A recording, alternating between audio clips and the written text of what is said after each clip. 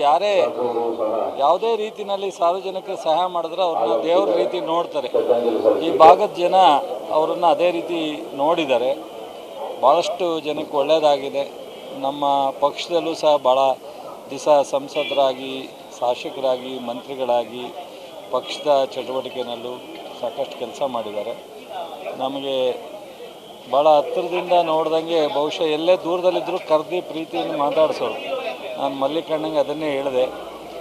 ಕೊನೆಯಲ್ಲಿ ಅವ್ರ ಜೊತೆ ಹೋಗಿ ಮಾತಾಡೋಕ್ಕಾಗಲಿವಲ್ಲ. 2-3 ಸಲ ಹಾಸ್ಪಿಟ್ಲಿಗೆ ಹೋಗ್ಬೇಕು ಅಂದಾಗ ಸಂದರ್ಭಗಳು ಸರಿ ಹೋಗಲಿಲ್ಲ.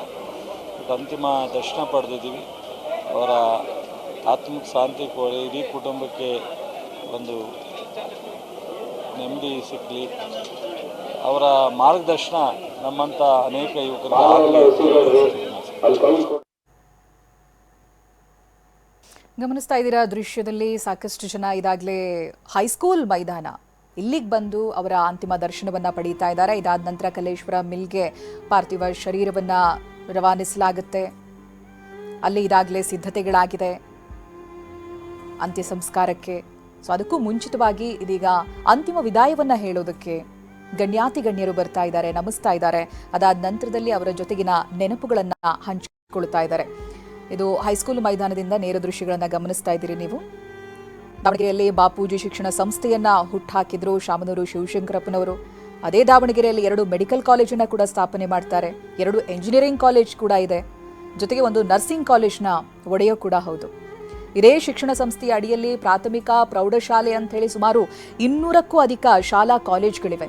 ಇದೆಲ್ಲವೂ ಕೂಡ ಮಧ್ಯ ಕರ್ನಾಟಕ ಭಾಗದ ಜನರಿಗೆ ಒಂದು ರೀತಿ ವರ ಇದ್ದ ಹಾಗೆ. ಈ ಮಧ್ಯ ಕರ್ನಾಟಕ ಭಾಗವನ್ನ ಒಂದು ಮಟ್ಟಿಗೆ ಶಿಕ್ಷಣ ಕಾಶಿಯನ್ನಾಗಿ ಮಾಡಿದ್ರು. ಇನ್ನು 4 ಸಕ್ಕರೆ ಕಾರ್ಖಾನೆಗಳನ್ನು ಸ್ಥಾಪಿಸ್ತಾರೆ. 4 ರೈಸ್ ಮಿಲ್ಗಳ ಮಾಲೀಕ ಕೂಡ ಹೌದು. ಇದು ಈ ಭಾಗದ ಜನರಿಗೆ ಕೂಡ, ರೈತರಿಗೆ ನೆರವಾಗಿದೆ. ಒಂದ್ ಕಡೆ ಶಿಕ್ಷಣ ಸಂಸ್ಥೆಗಳನ್ನು ಸ್ಥಾಪಿಸುವ ಮೂಲಕವಾಗಿ ಶೈಕ್ಷಣಿಕವಾಗಿ ಅದರ ಉನ್ನತಿಗೆ ಶ್ರಮಿಸ್ತಾರೆ. ಮತ್ತೊಂದು ಕಡೆಯಲ್ಲಿ ರೈತರ ಹಿತಕ್ಕಾಗಿನೂ ಕೂಡ ಒಂದಷ್ಟು ಕಾರ್ಯಗಳನ್ನು ಮಾಡಿದ್ದಾರೆ. SS ಮಾಲ್ ನಿರ್ಮಾಣ ಮಾಡ್ತಾರೆ ದಾವಣಗೆರೆಯಲ್ಲಿ. ಅದರಲ್ಲಿ ಹೈಟೆಕ್ ಹೋಟೆಲ್ ಕೂಡ ಇದೆ. ದಾವಣಗೆರೆ ಒಂದು ಲೆಕ್ಕಕ್ಕೆ ಹೈಟೆಕ್ ಆಗುವುದಕ್ಕೆ ಇವರ ಕೊಡುಗೆ ಸಾಕಷ್ಟಿದೆ.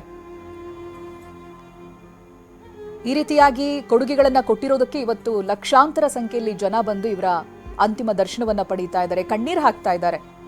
ಸಂಬಂಧಿಕರು ಮಾತ್ರ ಅಲ್ಲ, ಊರಿನ ಜನ ಅವ್ರು ಮಾಡಿರುವಂತ ಕಾರ್ಯವನ್ನ ನೆನಪಿಸ್ಕೊಂಡು, ಕೊಟ್ಟಿರೋ ನೆರವನ್ನ ನೆನಪಿಸ್ಕೊಂಡು ಕಣ್ಣೀರು ಹಾಕ್ತಾ ಇದ್ದಾರೆ.